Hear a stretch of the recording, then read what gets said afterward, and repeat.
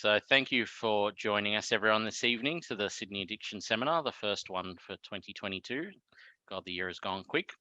My name's Daniel Winter, and I'm a research and project officer at the University of Sydney Specialty of Addiction Medicine, and I help the two seminar conveners run this session, which is Richard Hallinan and Paul Haber. And tonight we have two wonderful presenters in the way of Chris Tremonti and David Jacka. And I will let both Richard as well as Chris and David speak a little bit more about themselves. And I'd also like to thank the seminar sponsors for this session, which is Indivior. And before we do go any further, though, I would also like to acknowledge and pay respect to the traditional owners on the lands of which we meet this evening, and recognising the continuing connection to land, water and culture, and pay respects to elders past, present and emerging. This evening, I'm joining you from the Gadigal land of the Eora Nation, and I pay respect to those elders past, present and emerging, and I also acknowledge and pay respect to the respective lands on which we are all joining this evening, and to all elders past, present and future. Other than that, I will hand it over to Richard Hallinan to begin the proceedings. Thank you, Richard. Hi there and welcome everybody. Can you hear me okay, Dan? Yes. So the topic, as you've seen, is the Bernese, in inverted commas, or microdosing buprenorphine induction, and the uptake of depot buprenorphine products in New South Wales. For the second topic, we've actually got our speaker, David Jacka from Victoria, because they seem to have had a somewhat broader experience than us, and we'll come to that. And then finally, we might get to this this question: will methadone become a second-line treatment for opioid dependence? I think if you'd asked that question 10 years ago, there'd be a lot of rolling of eyes, but now, perhaps not for the reasons we would have been discussing back then, that is a question that may be usefully discussed. Now, I don't think anything has had such a large impact on the treatment of opioid dependence as depot buprenorphine in the last few years. And just looking at our own numbers from Jacka and the Liverpool OTP, I think when I started there 10 years ago, fewer than 30% of patients altogether were on buprenorphine. But now, of 390 people on the books, which is over numbers, by the way, some 40% are on buprenorphine. So that's really big change, and it's happened relatively quickly. And 60% of those people on buprenorphine are on the depot. In addition to those, we've moved on maybe 20 to 30 people on the depot to GP prescribers, which is a really interesting dynamic. So if we hadn't moved those people on, they would have perhaps still been on our books. How is it that we're managing 390 patients where we used to have a kind of notional limit of 340 and sometimes got up to 360, 370? The depot's playing a role in that. By the way, we're using very largely Buvidal and not Sublocade, and that's where we're going to call on David Jacka's advice here. Now, some of the reasons why the depot's been so popular, one is that it's popular in the jails, and we're a big receiving centre for patients from the jails, so that's one of the influence. But the convenience and the cost are huge issues, and this is, I would say, in a way, the biggest revolution in OTP in one way in the last 20 years in this state, at least. Finally, there's a product with no dispensing fee. Really remarkable. Not only buprenorphine patients, but methadone recipients have also been attracted to this product, but then comes the difficulty of transfer from methadone to buprenorphine, and of course the precipitated withdrawal. A method for getting around this, first described 2010 in German by Robert Hemmick, the Berner Methode, as they call it, or the Bernese method. It brings us to our first presenter, Chris Tremonti, who's leading a study on microdose transfer. And our second speaker will be David Jacka, who will compare and contrast depot products for us, and also, as a bonus, tell us a little bit about their approach to the Bernese method. Could I now pass you over to Chris? Thanks very much, Richard. And yeah, so for those of you who haven't met me, my name's Chris Tremonti. I'm an addiction fellow. I'm also a clinical pharmacologist. And as Richard pointed out, I am currently leading a study into microdosing. I'm currently working at St Vincent's, but I am doing my PhD through the University of Sydney. I think Richard also had, because of this question around whether or not methadone will become second-line treatment, I was going to give you a small taste of another study that I'm lucky enough to be involved with. We can come to that later. And for those of you who might have seen me at, you may remember me from such presentations as last week's APSAD. I promise there'll be more to what was I presented in very brief amount of time at APSAD last week.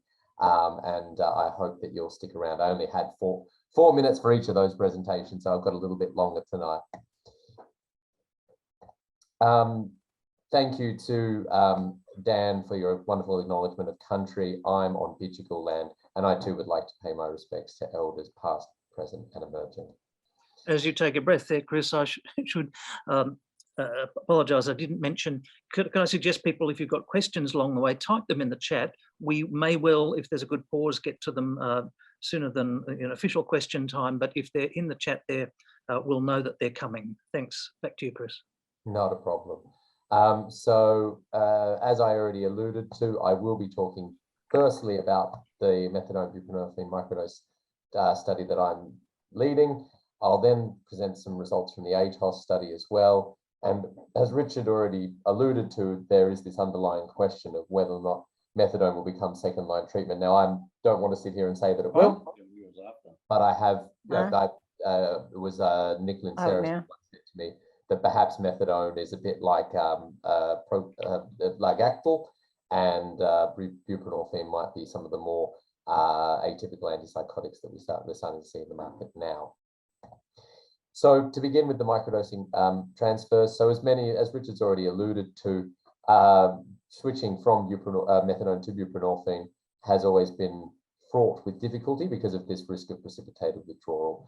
Buprenorphine has high potency and partial agonism, as a consequence can displace methadone from the receptor very quickly, and but only has a ceiling effect, and so therefore can result in a person going into withdrawal very quickly, which is unpleasant for them, and has often jaded their experiences of getting onto buprenorphine.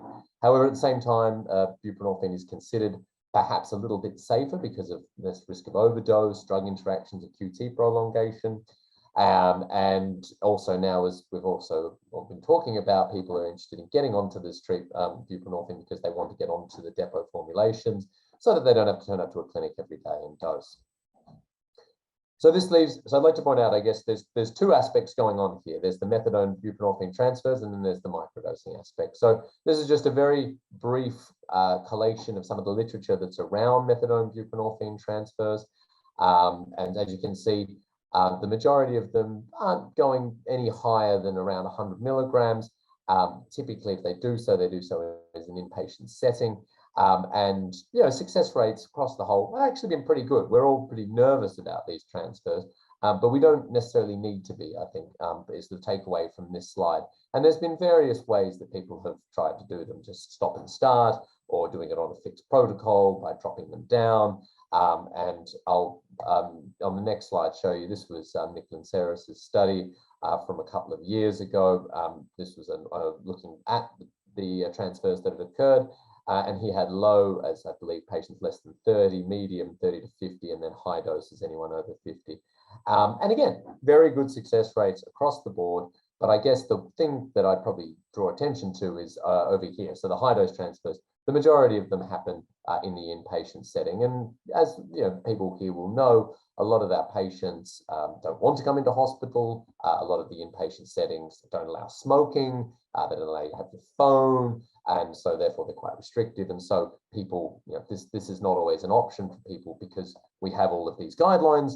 And I'm not suggesting for a moment that these guidelines are incorrect, but we are, that encourage people to, in various jurisdictions, come down to 60 or 30 or 40, depending on all the various jurisdictions. This is just a cross section of some of the ones that I've looked at over the years, in particular New South Wales, which I'm sure you're all familiar with. So therefore, to me, there was a bit of a gap in that we had patients, there wasn't a lot available for ambulatory transfers for patients on higher doses, and there wasn't much for patients who were stable but unable to reduce their dose down. Obviously, if they could reduce their dose down, then they could do a transfer, but that also takes time. And so to me, you know, that was something that was lacking for patients who wanted to perhaps get over to a different treatment. Meanwhile, of course, and again, as Richard's already alluded to, we've seen the emergence of the microdosing technique. Now, this microdosing technique is something I think this is important to point out, is that this is a technique for inducting people onto buprenorphine from any opioid. So it could be heroin, it can be oxycodone, it can be fentanyl, it can be whatever. And this was done so that patients didn't have to wait to go into withdrawal to initiate onto treatment, and to sort of try and engage them into treatment straight away. So they basically got patients to take small doses of buprenorphine and build up over the course of various amounts of time until they were on a therapeutic dose. And therefore, rather than having to wait to go into withdrawal, and there's a potential method for patients unable to do that, and so we can keep them engaged. And as you can see on the right, the sort of theory behind this is that we're sort of sensitizing the patient slowly to the process, and slowly but surely making buprenorphine the primary opioid agonist rather than methadone. The rise of the microdosing technique, though, has left a bit of a gap as well, in the sense that there's a variety of opioids. If you look through the literature, there's heterogeneous patterns when it comes to how to initiate. And there's also heterogeneous patterns in how to, in patients who want to switch over to methadone. And so most of this is all case studies and retrospective. This is, if anybody's got more, I'm happy for people to tell me that there are more than the 9 that are in front of you, but these are the 9 that I'm aware of. Published, this is in the literature. One of them I can't actually been able to find, that show a methadone buprenorphine transfer utilizing a Bernese technique. There are many more case studies of Bernese methods, but only these 9 that I've been able to find for methadone transfers. And so, so 9 out of 9 is, let's just say 2 of 9. I've only just updated it with the one I most recently found, which was bra. Most of them are on lower doses, so 40 and below. But there was one on 140. I won't lie, that sounded like a bit of a shambles when you read through it, if I had to be honest. They typically titrate the methadone down over about a week. It takes about the same amount of time to get onto buprenorphine, and they often actually end up on quite surprisingly low doses of buprenorphine, which is what I found. So, look, I mean, I should give you the full, well, as much as the full insight on how this little trial sort of morphed from what was really meant to be a little baby pilot project into a large prospective multi-center non-randomized clinical trial. It's a long and complicated story that I won't bore you with the details, but basically people got interested in this. There was a lot of interest around it, and so therefore there was excitement for people to get on board, and there was enthusiasm ideas, and so people thought maybe we can compare this to standard of care, and so it is non-randomized. Patients, this is for patients who want to switch from methadone to buprenorphine. We do not tell them which, we don't demand that they do it either via a traditional stop and start technique or via microdose. Patients have a choice, and they can do whatever it is they want. And really, the primary outcome of it was just success. As I say, this really, when I first started developing the protocol for this, it really was just a pilot to try and roll this out and observe what happens and see how we go. Gone are the days of the Minnesota starvation study, where we can just do things to people and see what happens. So of course, if you do something like this, though, it'd be silly not to look at a few other things. So we looked at COWs and SALs and rates of precipitated withdrawals. And as I say, ambulatory transfers is probably something I'm particularly passionate about. I think this is something we should be trying to, try and help people manage these things at home. And also we've tried to have a look at perhaps what are some of the predictive factors for a successful transfer. So whether or not things like the underlying dose or methadone trough or K10s and so forth are important. Apologies to everyone. You must, by now, you've probably hopefully seen this slide at some point. But this is the regimen, and I'm happy to come back to that later. I won't dwell on that, but basically this was developed because we did about about 9 of these before we developed the protocol and decided that this was, and we're using a variety of different techniques, and we decided this would be the way we do it. Standard of care is as per the New South Wales clinical guidelines treatment of opioid dependence. So we typically stop methadone, we wait for them to go into withdrawal, we start them on buprenorphine, and then they can have up to 32 milligrams on the first day. And these are all the wonderful sites that all agreed to help me. So a thanks to each and every one of them, because it's no easy thing getting these things through SSAs and having to manage the governance and liaise, work with pharmacies to get this through. And I'm grateful for all of the sites that have been involved, and apologies to sites that aren't involved that have actually contacted me subsequently or tried to be involved and have been unable to. So thanks to the amount of support that have been out in the community. So we have not finished recruiting yet. We probably will finish recruiting at the end of the year. But so far this is 97 people who've finished. Sorry, that should say 7 sites, not 6. I don't know why it says 6. We're at 7 sites now. And as you can see, the microdosing is by far the more preferable.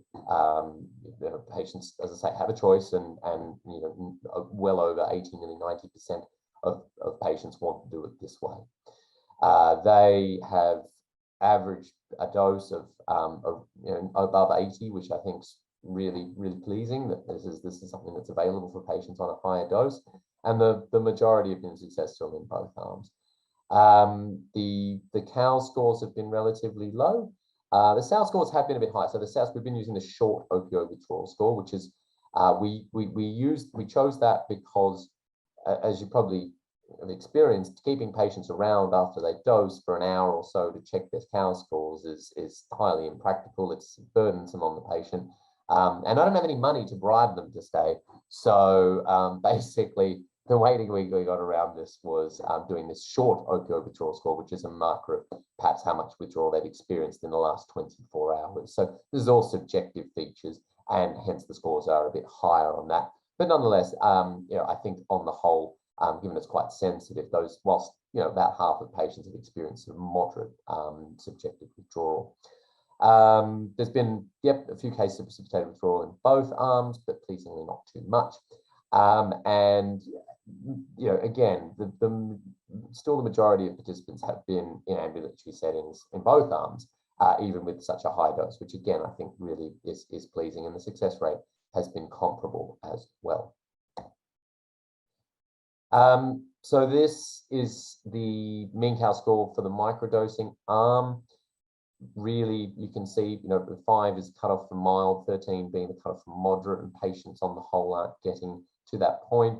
At day 7, they seem to peak, they drop down a bit. Perhaps we're missing something in between, but so many patients have ended up are on the injection at this point that they don't come back to see us on day 9. They have no reason to, and sometimes they don't even come in on day 8 because they had the injection there earlier, hence the error bar is a bit bigger there.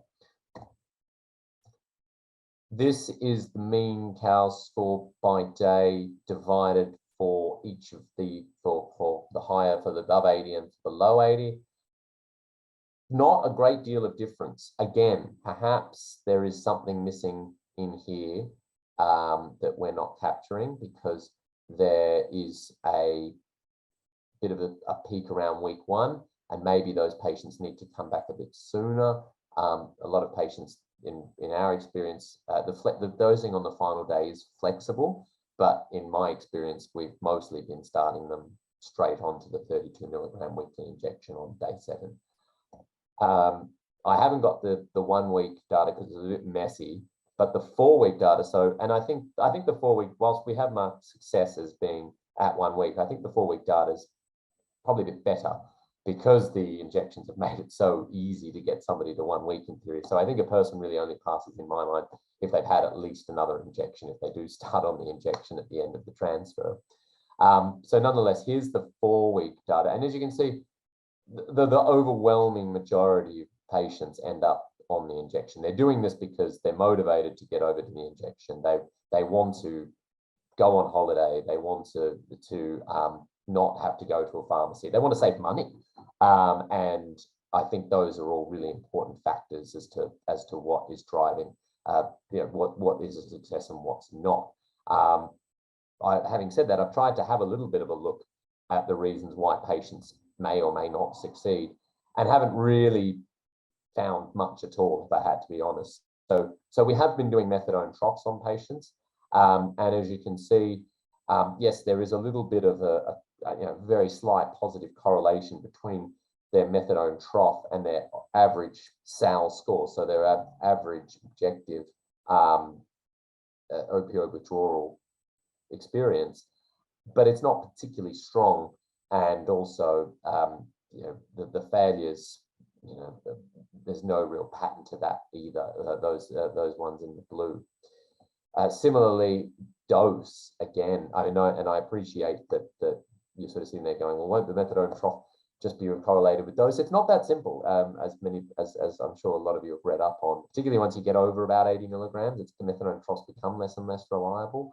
And we've had a few very unusual results along the way. But again, not a lot here that is really giving us a big signal as to what makes a success or a failure. So yes, look, I mean, a lot of this sometimes can feel like a bit of a fishing expedition. I've done multivariate analyses on all of these things to see whether or not, K10s or craving scores or the dose or various aspects of the ATOP, like their own self-reported physical or mental health. Really, none of those have turned up anything so far. The only thing that's showing perhaps a slight glimmer, a slight signal of maybe something was withdrawal expectations, but it's far too early to call that. I think that would be, based on my own, very subjective personal experiences with this, I do think that to some degree that does make sense, in that the patient who expects it to be hard does better, in that they're motivated to do it, whereas the patients who are perhaps a bit more nonchalant about it and, sort of do it, don't care, perhaps don't find it, do find it a bit tougher, and perhaps, don't want to proceed with it. So maybe there's something going on there. In hindsight, it would have been nice to capture some sort of marker of, even just an open question of, well, why are you doing this? But I didn't do that. So my conclusions on that are that patients do seem to prefer the microdosing technique, and which does seem to have a comparable success to standard of care, and is an option for those who are on higher doses or don't want to come into hospital. Now, I'm aware that it's 25 minutes past 7. I'm happy to talk about my other aspect of this talk, Richard, but I'm also mindful of time. I'm also happy to answer questions at this point. I'm happy to do what you'd like me to do at this point. You there, Richard? Sorry, I just had to unmute. I think that the second part of the presentation we could possibly hold until after David. Yeah, no, I think that would make sense. It is a bit of a clunky switch between the two. Perhaps I can answer. I'll ask some of the questions that have come up in the chat here. So I can see a question here from Hussein, who's written, curious to know if there is any difference in rate of polysubstance death between methadone and bup. Of course, direct death due to bup is extremely lower than methadone, but how about other causes of death in buprenorphine? Any studies? So, well, I'm going a little bit off book here. I'm probably not the best person to answer that question, but I can sort of tickle interest in perhaps maybe presenting the other aspect of this study, either late of the study I was going to talk about later or in another meeting. But obviously there is, I'm involved in another study that's the follow-up of 600 people, a cohort study of 600 people with heroin dependence who are being followed up at 20 years. And I get the take homes from that. Obviously, there was a high amount of overdose and suicide death, but really at very low rates of cardiovascular death and cardiovascular or arrhythmia deaths that could be attributed to methadone. And I think probably the take homes from that study, one of the take homes is probably going to be the low rates of arrhythmia and long QT in that study, which was interesting. how many deaths, I mean, that study obviously can't speak to buprenorphine because it's not been around long enough to know. I've not really experienced personally in my work as seeing patients in the toxicological setting or in the addiction setting, a lot of patients overdosing on buprenorphine, but that's probably a little bit outside the scope of what I'm talking about today. But I hope that at least gives a little bit of insight on that. And we could carry that question over to the last part of the session. Absolutely, yeah, absolutely, and talk a little bit about that. Chris, I had a question. How did you define precipitated withdrawal? And the reason I'm asking is that of the roughly 11 patients that we've recruited to this study from Liverpool, I think we've had 3 failures, and all of them had a withdrawal. The question is, would you call it precipitated if it wasn't sudden, but it was persistent and it was enough to somehow torpedo the whole thing?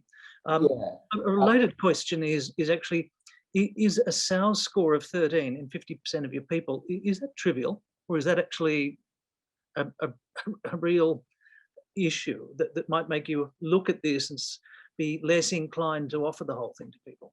Yeah, no, two great questions. So firstly, I believe Nick Linceris defined precipitated withdrawal in his study as an increase of a COWS score of 6 within 6 hours, I believe. Is that the cutoff?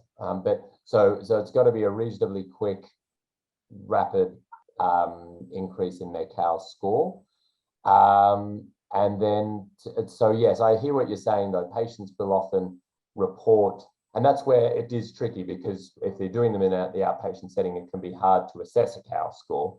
And we're not doing it by SOUS score, which is something you could easily do over the phone if a patient had called you or you were following them up to make sure that they were okay or whatever else. So it is tricky thing to define. And what was I going to say? The second part of your point, the question about SOUS of 13. Yeah, look, to tell you the truth, I haven't had as much experience with that tool as other people. I spoke with Adrian Dunlop a little while back, who thought 13 was perhaps being a touch sensitive. And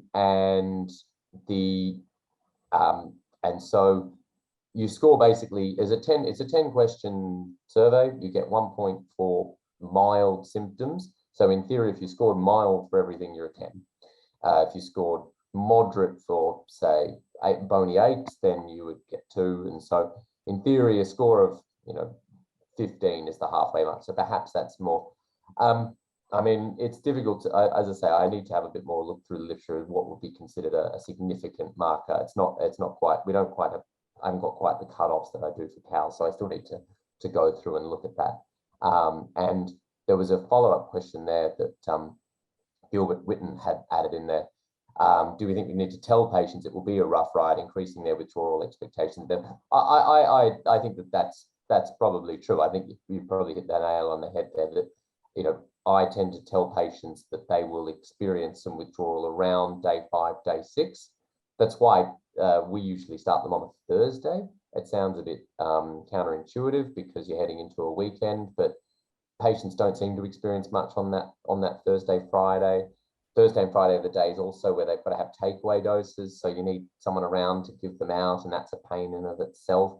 And so therefore, they get to the Saturday, they're just on the daily dosing then, and then Monday, Tuesday are the days where things might, and Wednesday are the days where things might heat up again in terms of their withdrawal scores, and so therefore you're around to provide them with some symptomatic relief as Chris, well. While you're talking, can you just go back to that Bernese? Yeah, sorry, absolutely. I saw your thing there. So that's the regimen that we've got there, and as I say, day 7 is flexible.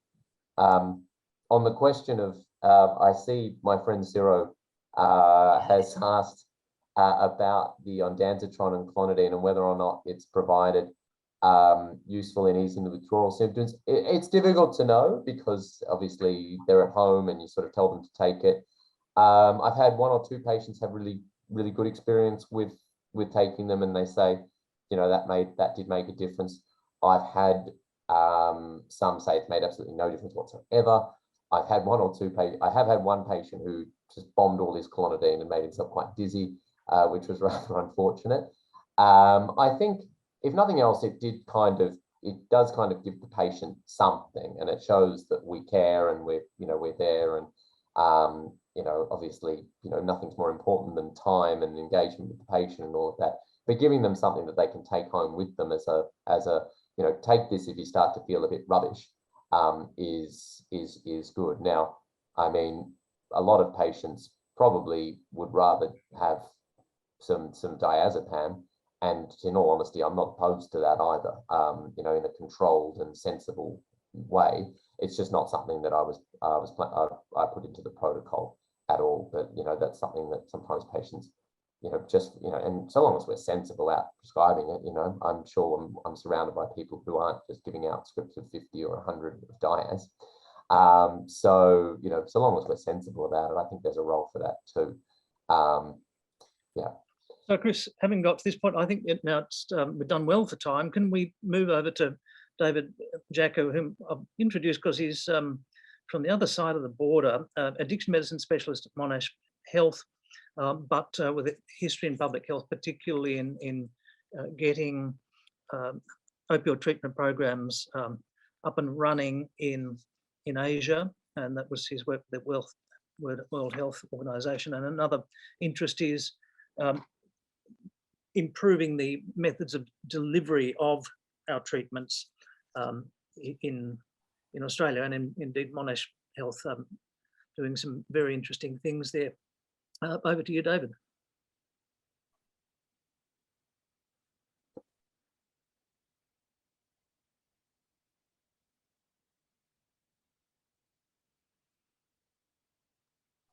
We're up and running. I hope you can see the screen, and thank you for inviting me, Richard. This is a delightful opportunity, and I'm looking for a lot of feedback from you guys.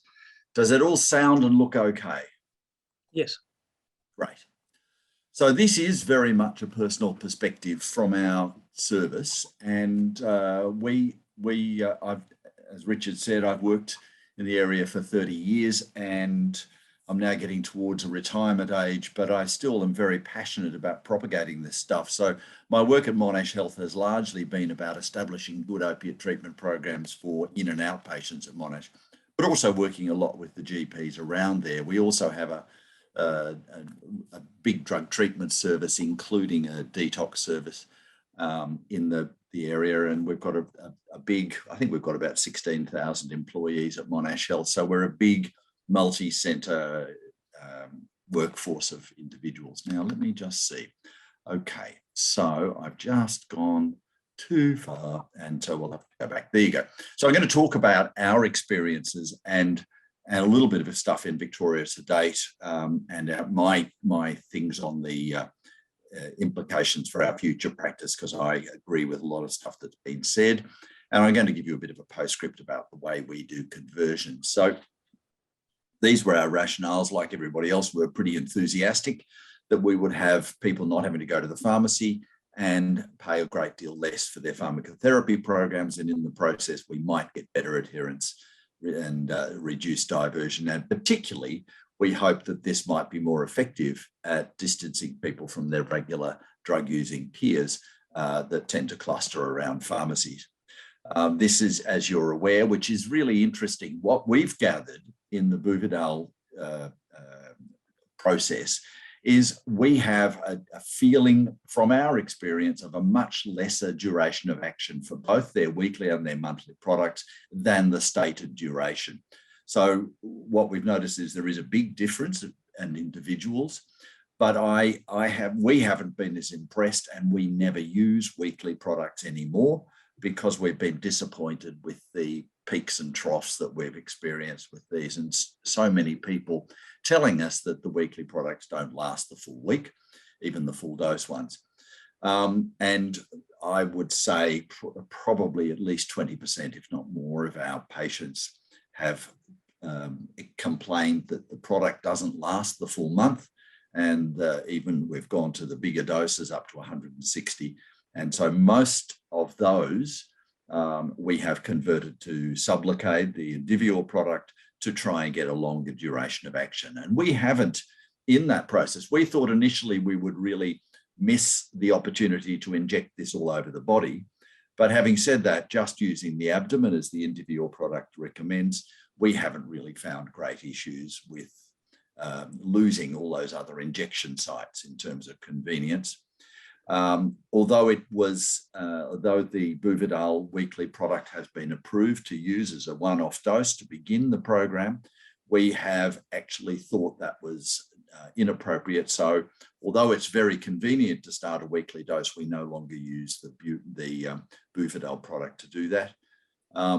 Certainly in our experience, most people were very happy, but I was always very concerned about the graph in the top right-hand corner, that the research using the Camurus product definitely showed that it was not as effective in starting people off in terms of achieving abstinence as were people who had already been stable on Suboxone. And that really concerned us as to what's going on, that people who are in the program for at least 6 months are still not getting the abstinence rates of people who were on Suboxone in the past.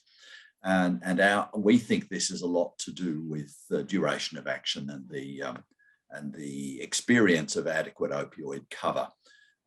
Yes, there are other advantages of the Buvidal product. It does produce less of a remnant lump that lasts for a few weeks, if not months. Its retention is okay, but the Sublocade we, in general, have found better in that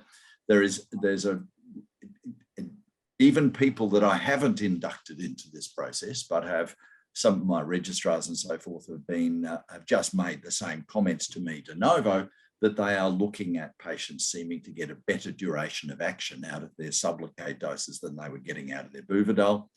But there were still very clear inter-individual differences between their experience with the product. So some people were very clearly happy on the Buvidal, and other people were complaining bitterly of the experience running out after a 2-week.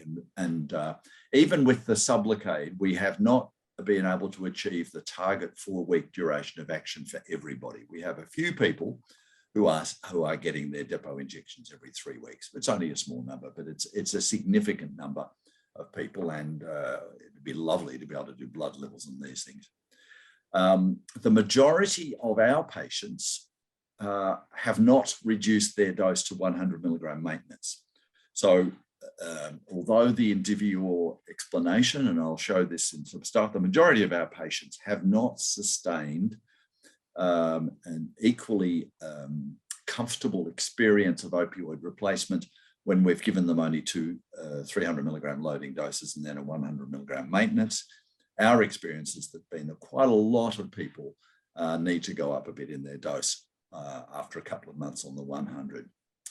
There is still, according to the company, according to the PI, that we should be starting people on Suboxone for 7 days to begin with, that we are not given we are prescribing off-label if we provide either of these doses to people who haven't been given 7 days of Suboxone.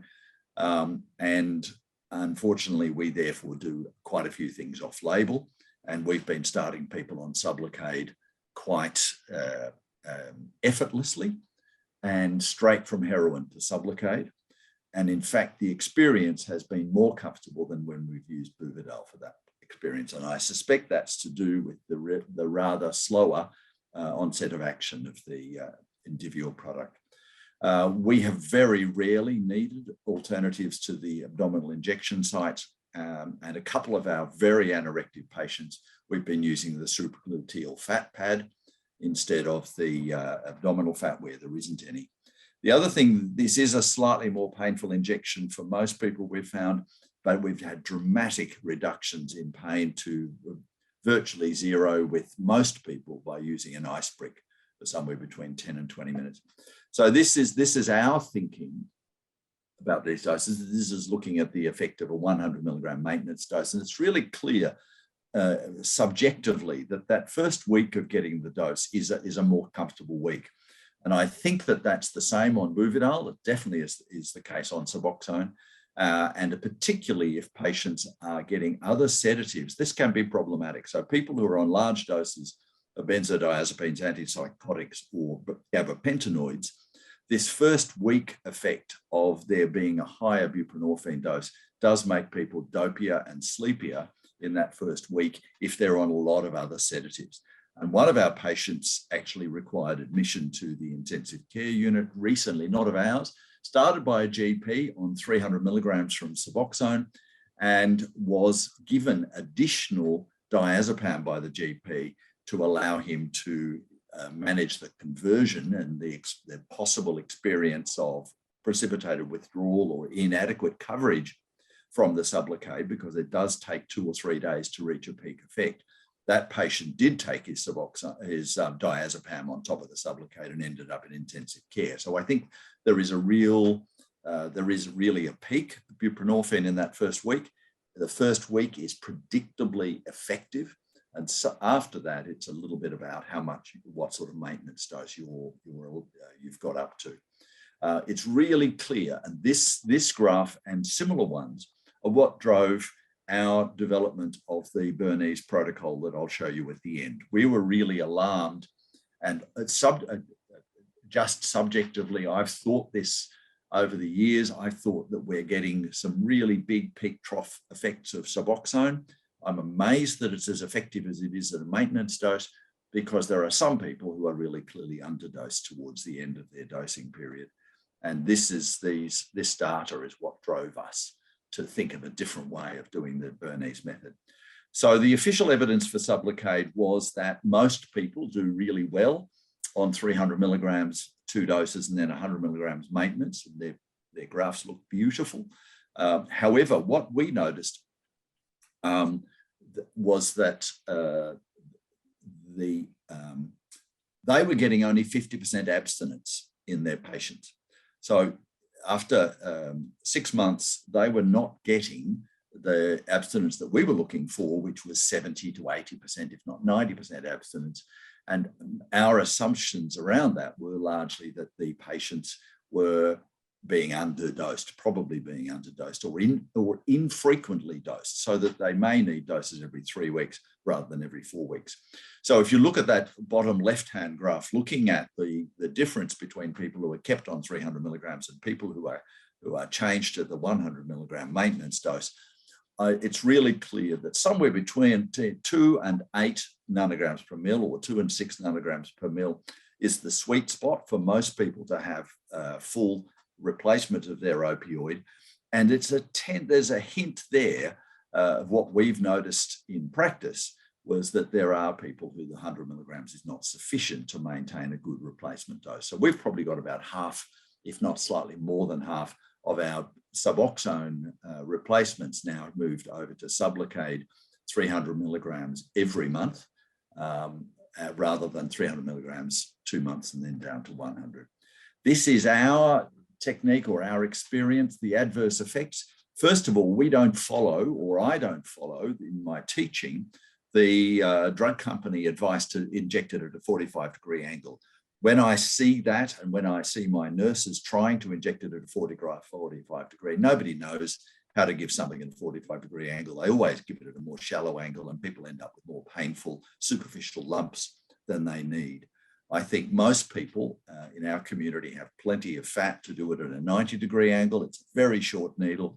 And I teach them to look and feel and inject it as deep as they can into the subcutaneous layer. And so far, touch wood, we've never had anybody injected into what I believe is an intramuscular injection.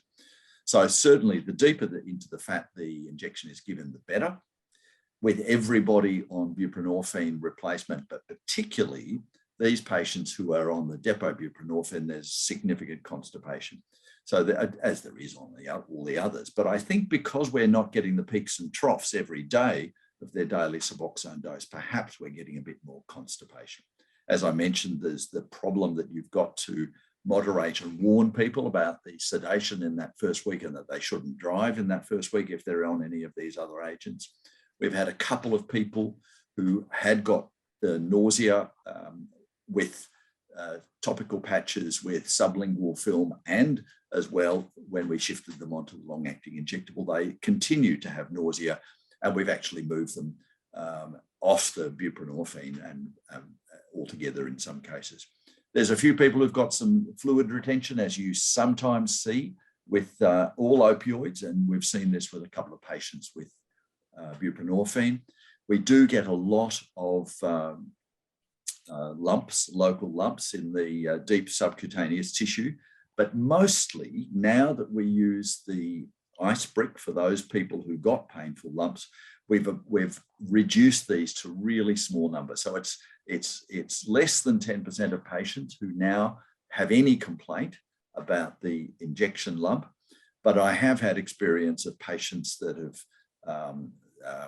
screamed at the top of their voice, get it out, when they first had their Sublocade injection given, particularly when it's given too slowly, and who've run around the room and have got hematomas or have rubbed it vigorously and they've got infections. And one of my colleagues in Victoria uses local anaesthetic injections before he gives the Sublocade, which I think is a terrible idea, but he may well be rethinking it because one of his patients got a very nasty abscess at the site, which I suspect was related to too many injections into that one spot.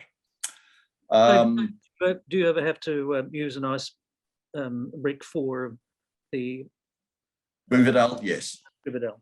Yep. So it's probably about the same, maybe a little bit more common to use it with Sublocade, but many of our patients complain bitterly about both injections. And we use it exactly the same. We use an ice brick for about at least 10 minutes. We get them to ask for it when they come into our waiting room, and they put it on in the waiting room, and then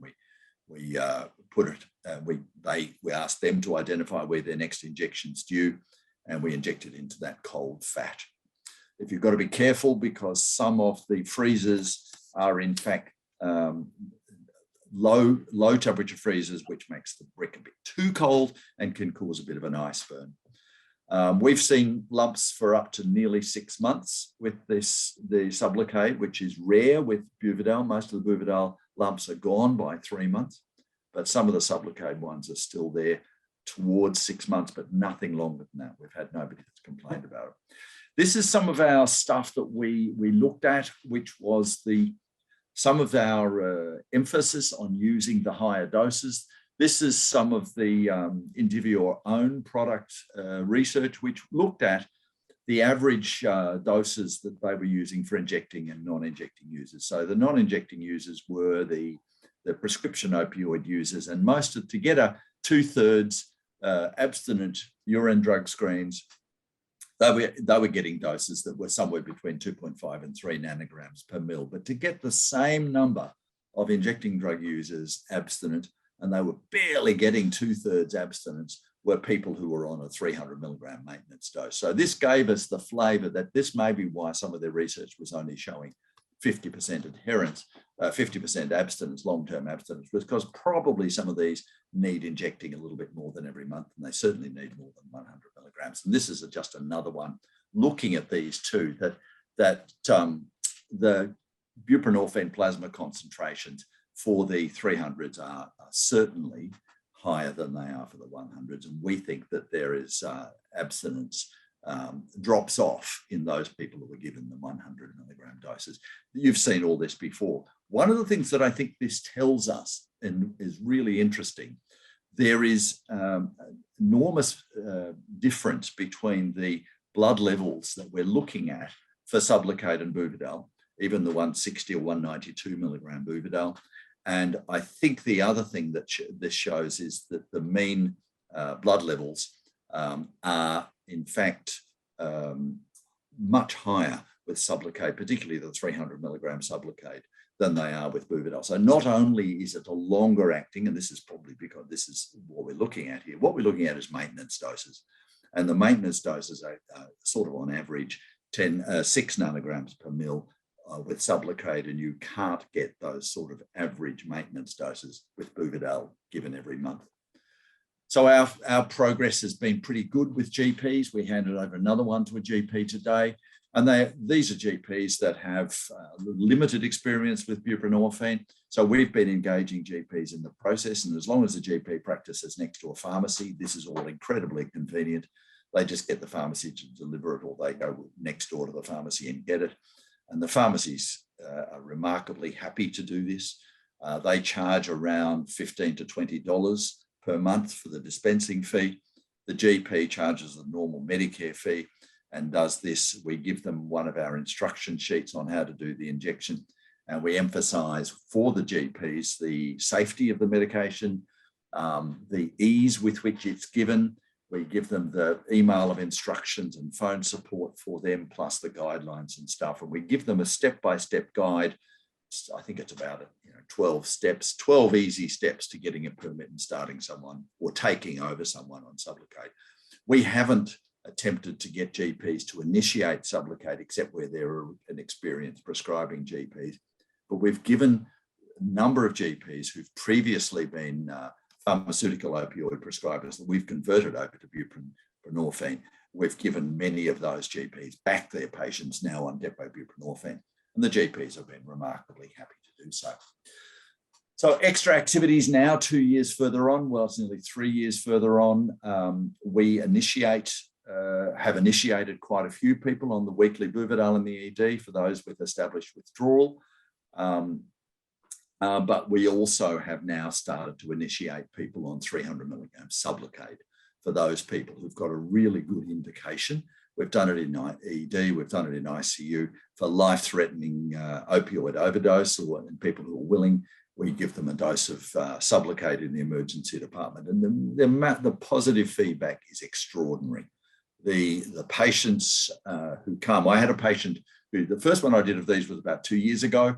I went to see him in ICU and he was non-compos mentis, really. He was confused and had just come off a ventilator. I said, this guy is going to get up and run away from ICU because of his overdose. I gave him a 300 milligram depot buprenorphine injection in the intensive care unit without full permission, using what I felt was good medical treatment decision-making. When he did wake up, and I talked to him a couple of days later, he was a bit shirty, a bit grumpy with me for giving him something that he didn't fully agree to. Then I saw him 6 months later and he was the happiest man and said it was the best thing that had ever happened to him. It transformed his life, getting depot buprenorphine in the emergency department after a combination medication overdose. So we now do a lot of the full agonist opioid transfers. So that's our new news, which we've been doing now for nearly 2 years, from either for chronic pain to Suboxone or to Sublocade. And we're now doing transitions from methadone to buprenorphine. Most of them are in the community. We've just done one as an inpatient, but that's because he was in hospital for something else. He, using our regimen, went from 240 milligrams a day of methadone over to buprenorphine depot injection. He had his first depot today. We use a fixed dose regimen, and I'll show you that. And a few people have transitioned remarkably easy from their full agonist opioids, not from methadone at the moment, but from other full agonist opioids over to Norspan using the Bernese method. Around less than 10% have returned to Suboxone, and less than 1% of our patients have gone back to methadone. So I reckon we're doing all right. We've got about 250 patients so far in the Monash network that we've initiated a long-acting injectable, and we maintain around 100 of them in our community clinic. So this is just the ramble now about our technique. I hope that the time's okay for me to continue to do this. This is why I thought that although we get this information from the pharmaceutical companies and the MRI and PET scans that tell us how wonderful this drug is at filling your receptors, what we don't know is how good it is at filling your receptors after a 24-hour dosing interval. What we do know is that the peak effect of a sublingual dose of buprenorphine is very fast and rapid. And this was our concern about using sublingual buprenorphine as our main treatment of choice, or our main technique for changing people to buprenorphine. So we aggressively attached this, but we developed our method because of multiple structural barriers. So there were lots of burdens with sending people to the community for daily or twice daily dosing of Suboxone. These are people who are on methadone. They're already paying a fee, but they're to go to the pharmacy for twice a day dosing. We had pharmacists who were really complaining about giving people small doses of buprenorphine sublingually. We had a lot of episodes of mild precipitated withdrawal with the sublingual buprenorphine. Our pharmacists became very confused about what they were doing. The patients were very impatient that it seemed to take so long. And there was a significant discontinuation from the program on about day 14 because they just seemed to get fed up with it. This was to get people onto Suboxone. So this is the Monash method. This is what we do. We use topical buprenorphine patches. And the reason we use patches is because of the slow onset of action of patches that peak after about 3 days, although you get a significant effect after 24 hours and then further increase after 48 hours. We felt that this matched the requirement of slowly inserting some buprenorphine into the bloodstream while people are still taking their methadone. And if they do displace some methadone from one set of receptors, there'll be some other receptors available where methadone can go to. So it's a boiling the frog technique, and we use 20 microgram patches. We've experimented a lot between 10 and 40 milligram patches, and we've now settled on this technique, which we've been using for over a year. And it's a fixed regimen of giving people a new northbound patch every day for the first 5 days. Well, they continue their full dose of their full agonist opiate. So whatever is the methadone or buprenorphine dose, methadone or morphine or fentanyl dose, whatever they were using before we continue it. Then having started that process with the buprenorphine, we leave the patches on and add a milligram BD initially, and then 2 milligrams BD, and then 4 milligrams BD, and 6 milligrams up 8 milligrams. We could probably shorten this by a day, but given how successful we've found this, we have not felt the need to rush the process. And on day 8, when they've got 4 milligrams BD on, we start the methadone reduction and we reduce the dose of methadone by 10% or 10 milligrams, whichever is the greater. So the guy who came down from 240 milligrams using this regimen, he went down by 25 milligrams at a time. So on the first day of his methadone reduction, he went down from 240 to 215. And then the next day he went down another 25 milligrams. And so it took longer for him because it's a longer process. We stop the methadone if it gets less, 30 milligrams or less. So anybody really that's less than 40 milligrams, we stop the methadone. And then the day after their last day of methadone, so the day that they have no methadone, we give them the depot buprenorphine. So we continue the regimen and we add the long-acting injectable after their last dose of methadone. And sometimes they're on 32 milligrams a day at that point, sometimes they're not. As you'll notice that in our regimen, there are some asterisks and things. We add clonidine at night, particularly at night, sometimes during the day. Very rarely do we get precipitated withdrawal effects, mostly what people describe using this technique. We used to get it when we used bigger doses of Suboxone, and we used to get it early on. So I had people who were getting 2 milligrams of Suboxone as their first dose, and they were getting precipitated withdrawal. So we use a milligram to begin with, give them half a film, give them the other half to take home. And so occasionally people will describe some restlessness and a bit of insomnia. If that's the case, they can take 50 or 100 micrograms of clonidine at night, which helps them. So this is an example of a regimen. So this is a guy, actually it's not a good example because I noticed this guy's was started on the 20. However, this guy was on 40 milligrams. And so after he was down, so this is an old regimen. This guy did extremely well. I'm sorry that I didn't realize this was an old case study from 18 months ago. He did really well, of course, because everybody does well who you change from methadone to buprenorphine. This is the regimen we now use. So for your interest, Chris, this is the regimen that we use. We use 5 days of topical buprenorphine, always done as an outpatient. So even when we decide to admit people to our detox unit because they're particularly frightened or their other medications are problematic, and they want to stop their cannabis or something at the same time, this is what we give our pharmacists, and we instruct them to put a patch on and add another patch every day. And at some stage, and when we send this to the pharmacy, we actually put the days of the week in, so the date and days of the week, and we actually write the full dose of methadone. So we write the dose of methadone on this sheet. So we have a template, we write it in, and we write every dose of methadone until there's no methadone and the day that you take your Suboxone. So that's our regimen. I'm happy to leave that up for the time being. I haven't got my chat open, so let me just see if there's anything in the chat. And it's an interesting comment that someone's asked that I will answer straight away. Yes, we have. I think one of the problems for the company's PI is they don't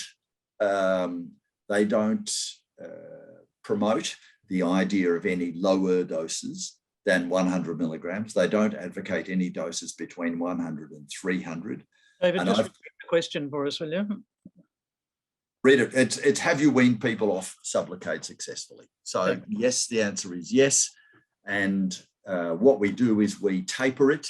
So someone's going from 300, we take it down to 200 and see if they make the month. And if they make the month, we take them down to 100. And then if they make the month, we make them wait the 6 weeks. Once they've done 2 months of 6 weeks, we would start to reduce the dose. So when their lives are good and their lives are full, that's the way. There's no point in doing it if their lives are still chaotic and they're not working and relationships are bad and they've got nowhere to live.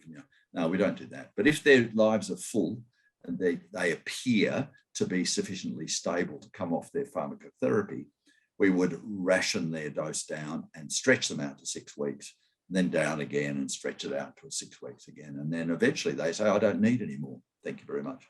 And David, heading to Alison's question, if I could just point out for those who don't know that a big difference between your situation and ours is that you don't have your own clinics dispensing medication. Most of your patients are at community pharmacies. That's right. All of our patients are at community pharmacies. Yep. And there's also a huge difference. So it means you've had to adapt in these kinds of ways to some challenges that we don't have, because of course we can. Although I suspect, Richard, your pharmacists will still be equally befuddled with trying to manage these regimens, because our pharmacists. We don't have pharmacists. We just have our dosing staff and the doctors writing the scripts. Oh, okay. At least in our place, though, others, I think Hunter New England have got a pharmacist on board. So that's the first thing, is a kind of context there, but you've certainly come up with a different kind of solution. And I wanted to know, because it speaks to Alison's question, how do you actually get an authority from the health department in Victoria to concurrently run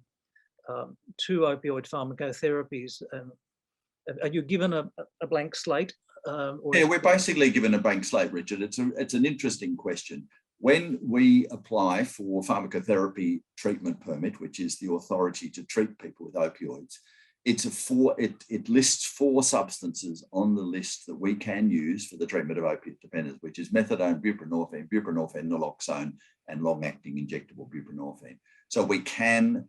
They're the options for us when we're approved prescribers, and we have to apply for a new permit for every patient we treat. But once we've got that permit allows us to use any or all of the above. So it's not entirely endorsed by the health department, but equally they're watching with great interest as we transition people from, we've done, as I said, this is something we've done over, I would say 70 or 80 of these transitions now, and they're watching with great interest, and there's no concern from the health. So David, we want you to publish it so that it can inform our practice, because obviously in New South Wales, we will have the advantage of Chris's study, and our health department also watching that very carefully, and it is quite a precise protocol. So speaking then to Alison's question, which is to Chris, I guess, will we be able to continue it after this particular study ends? Yeah, look, I have spoken informally to New South Wales Health about they're very excited about the study, which is fantastic. The main issue. So yes, I think the two. And firstly, thank you, David. That's really wonderful, and I'm thrilled to hear your experiences. Please, yeah, definitely write it all up. And I think if you've sort of shown how much it's nice that you've got a lovely template, because I just think about all the horrible scripting I've had to do over the last over the last 12 months or so. Yes, the two main issues I think that will crop up for us will be the dual applications for methadone and buprenorphine. I believe that in New South Wales, there's some work being done towards, addiction physicians being able to get that authority in a quite straightforward manner.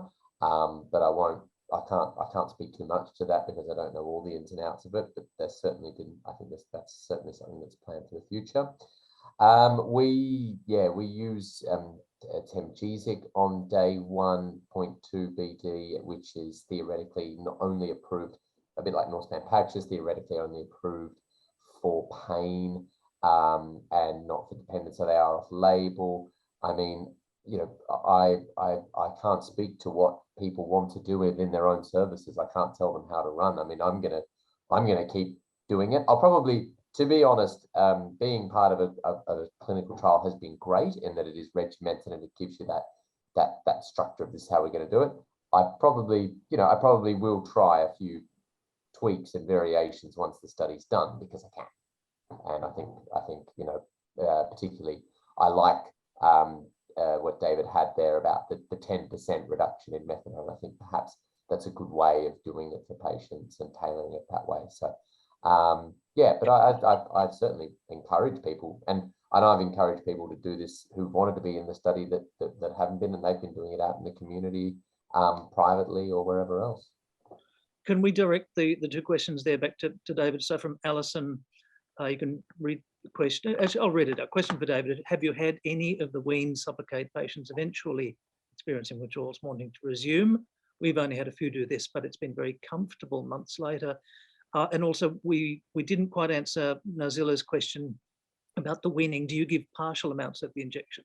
I guess, Nazila, you meant, would you go down to half of 100 milligram injection? So those two questions for you, David. Yeah, look, yes, and look, I've just forgotten what I was going to ask Chris or thank Chris for bringing up, but it's gone out of my head. Okay, I'll come back to me. Look, two things. Yes, Nazila, we do use partial doses. And we use completely randomly a third or a quarter of the 100 milligram dose reduction. So I've got one patient we took down to 50 milligrams, another we took to 60 milligrams approximately, because there's no measures on these. You have to sort of, well, and what we do is we dispense or push out a third or a quarter of the syringe, and then administer to the patient the other 3/4 or the other 2/3, because you can't stop halfway through. That's too hard. So you have to look at your syringe and eject a certain amount of the product. It's much harder with Buvidal because the volumes are so much smaller, but we have also done it with Buvidal. And we've noticed that when people are really stable, they tell you, I don't need to come every month. I can come every 5 or 6 weeks, and you start to spread it out that way. And when they're out at every 6 weeks, I think it's time to reduce the dose that they're getting and make sure that lasts every 6 weeks. So that's the way we have done that. And yes, we have had one man who came back 6 months later, having thought about using heroin again. He never did, he just thought about it. And we gave him another small dose. And I think he was on Buvidal when we did it. And we gave him a tiny 64 milligram dose of Buvidal monthly. And he went away and he hasn't been back. He's really happy. We occasionally communicate. So that's certainly the case. Chris, there was another question which we skipped up from Manhar, which was about other substance use during microdosing. Now, we've done a few urine drugs. Oh, yeah. Any results from those preliminary? I have done a couple of concomitant sort of benzotapers. Tends to be there's definitely been at least 2 benzotapers and at least 2 alcohol withdrawals. They actually went surprisingly well. One of the alcohol withdrawals. Chris, it was a different question. I'm sorry. Manhal asked about other substance use during the microdosing protocols, or whether do assessing for other substance use. Oh yeah, we definitely do. And as I say, we have done concomitant withdrawals. In terms of so we do ask them each day, sort of what did you take yesterday? And that can be something prescribed, or that can be something non-prescribed. And we do a UDS at the start and the end to sort of assess whether or not patients are using opioids along the way. Yes, sorry, I should probably mention that. Every time I present, I get a little bit extra time, so I'm a little bit nervous about putting too much information in. So I'll have to put that in for the next one. But yes, we do monitor that as we go. No, we've got about 15 minutes left for the kind of big question.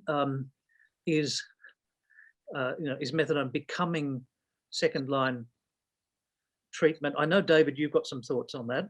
Yeah, look, and it matches very well, Richard, the second last question, which is this is a real game changer, which it's come unexpectedly.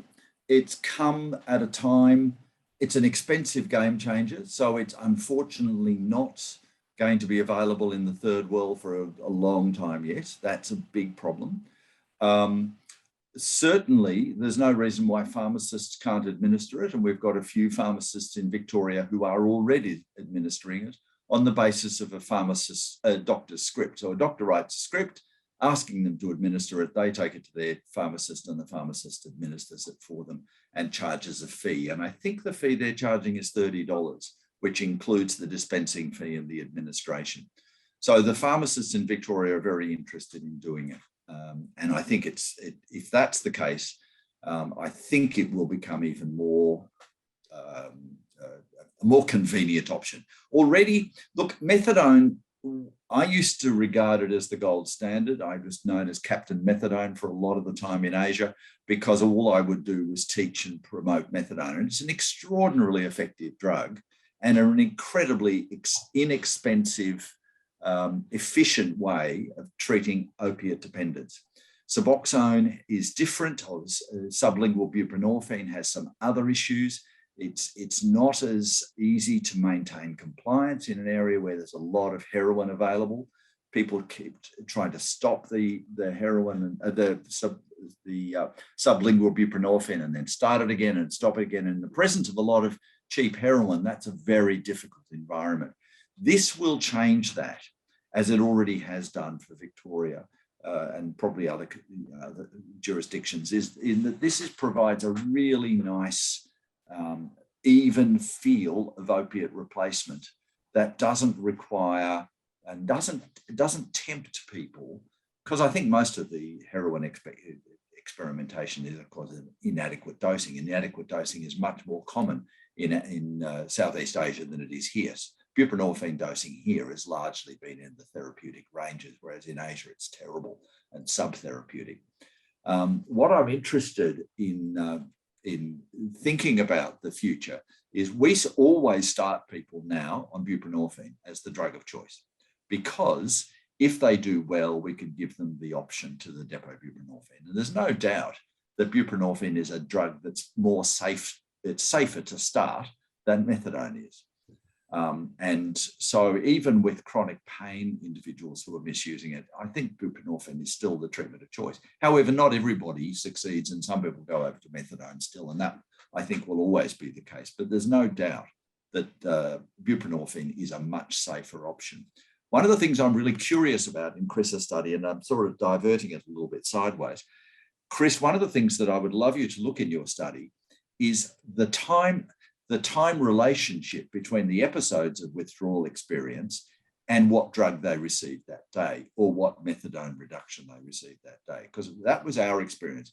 Really clearly, we were seeing precipitated withdrawal after the larger doses of sublingual buprenorphine or the larger decreases in methadone dose.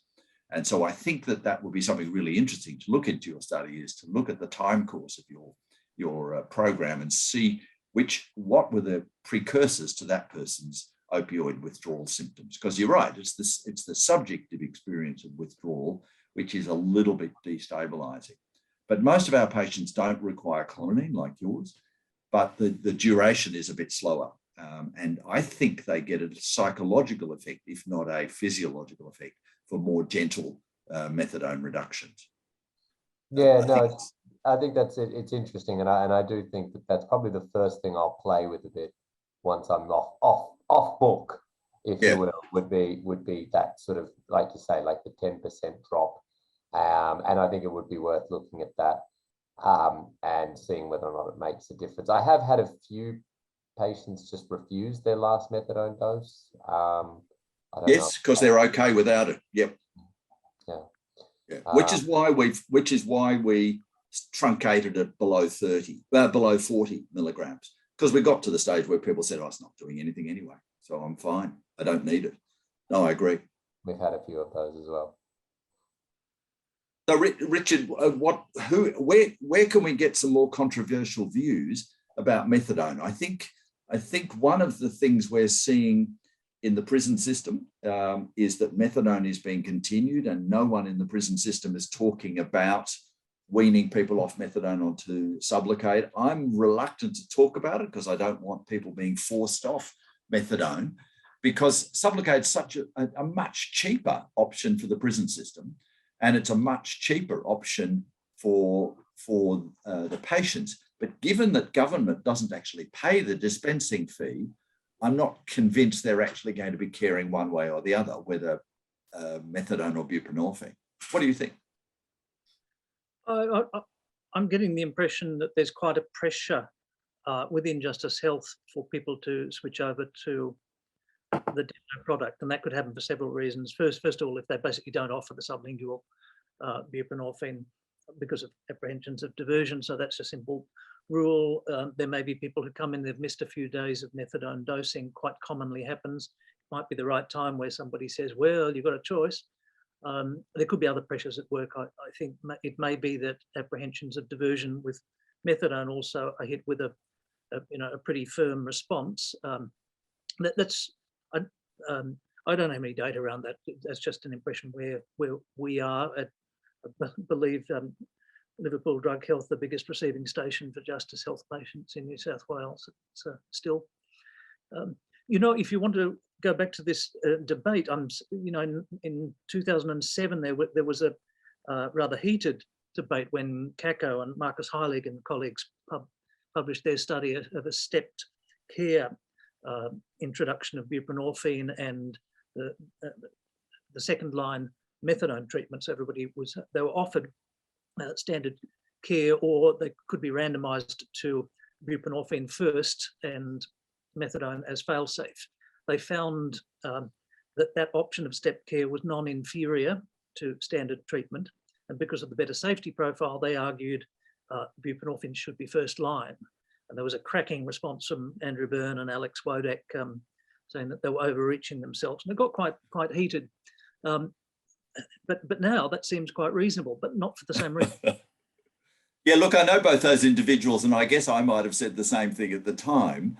Although now, having watched the ease with which we can do the rapid transition from Suboxone to Sublocade to normal life with just monthly injections, you would never, I think, put methadone up against that as an equal partner. But there are certain people for whom methadone probably will remain a mainstay, but I'm not sure it will be. I don't think we can tell who that is de novo. I think we have to watch what happens when people get treated with buprenorphine. And thanks to Janelle and Carla for their comments there in the chat. Methadone's not dead yet, though. Of course, there's still the old guard. Nico Clark pointed out that methadone is still very much more common among older people, and buprenorphine more common among younger people, so there'll be a generational shift. But I mentioned there'll also always be a place for methadone. Yeah, look, we've taken the view that it is something that's subtly offered, not encouraged when people come into hospital on methadone, but we do strongly encourage it if people are coming into hospital with other opioids, or they're coming into hospital with a methadone overdose, or they're coming into hospital with some other sort of medical reason. So people come in with arrhythmias, people come in with fluid retention. There's quite a lot of stuff. Depression is another one. buprenorphine has some advantages over methadone for a few of the psychological, psychiatric side effects. And I think the stability of the depot buprenorphine offers some really interesting prospects of better outcomes for treatment, because you're not depending on people's ability to get to a pharmacy. You know, someone who's got difficulty getting to a pharmacy by distance or by disability, buprenorphine depot is a wonderful option. Now we have 7 minutes left. We don't have to run down the clock.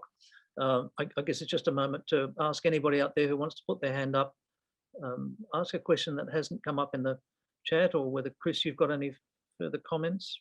Oh, the only other thing I was going to add, and I was just going to quickly share something, if I may, from something, I mean, you've probably seen this, David, but this was the simulated PK profile. I'm not even going to bother putting it this, because this is a totally different PowerPoint presentation I prepared a long time ago. But I mean, in theory, after giving, if you've been on steady state, Sublocade 300 or 100 on the bottom, this is the stimulated buprenorphine plasma concentration. As you pointed out, sort of 2 to 8 is probably the sweet spot, but over 1 in certain studies has been, reported as being, therapeutic. And that, basically patients can stay, a therapeutic range for months and months even after coming off it. So I think, I think there were questions about people who about stopping it, or I think tapering off this is you just stop it. I mean, I don't know if you necessarily do need to. Although I think there's a great psychological component to this, Chris. I think that's